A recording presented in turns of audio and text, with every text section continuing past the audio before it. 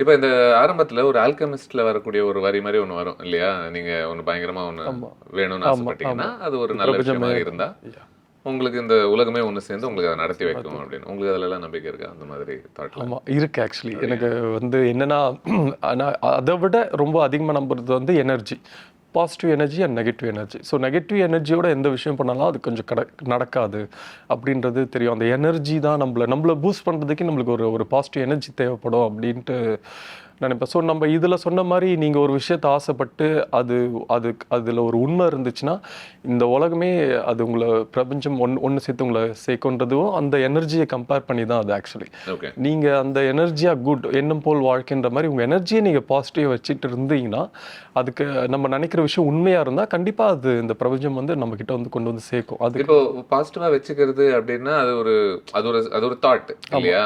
But அது ஒரு ஆக்ஷனாக நீங்கள் அதை இம்ப்ளிமெண்ட் பண்ணுறது அப்படின்றது அதை நீங்க எப்படி பாக்குறீங்க? அதை எப்படி எக்ஸிக்யூட் பண்ண முடியும்?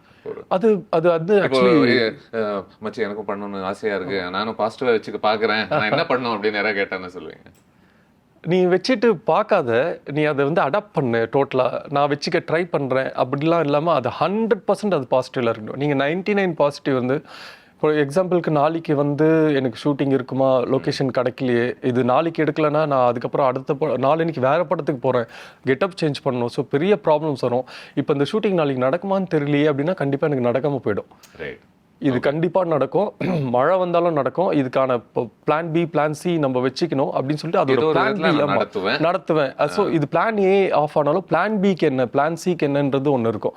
ஸோ நம்ம அதுக்கான வேலையும் பண்ணணும். நடந்துரும் அப்படின்னு உட்காந்தா நடக்காது. ஸோ அதுக்கான பேக்கப் பிளான்ஸு, இது நடந்தே ஆகக்கூடிய விஷயத்துக்கு நம்ம இன்னும் ஒர்க் பண்ணிட்டு இருக்கோம், நடக்கிற வரைக்கும் என்ன ஒர்க் பண்ணிட்டு இருக்கோன்ற அந்த ஒர்க்லாம் இருக்குல்ல, அதெல்லாம் பண்ணும்போது ஆட்டோமேட்டிக்காக அது சக்ஸஸ் தான். இந்த விதத்துல உங்க வாழ்க்கையில சமீபத்துல நடந்த ஒரு மிரக்கல் மாதிரி நீங்க எதை பார்ப்பீங்க? அவ்வளவுதான், இதுதான் பெஸ்ட் ஆன்சர் எவர். அதாவது கேட்ட கேள்விக்கு ஒரு பாடி லாங்குவேஜ் அப்படி பண்ணதுலயே புரிஞ்சு போச்சு. இதை விட நீங்க நினைச்சதை சாதிக்கணும்ன்றதுல இதை விட என்ன ஒரு பாசிட்டிவ் எனர்ஜி தேவைப்படும்.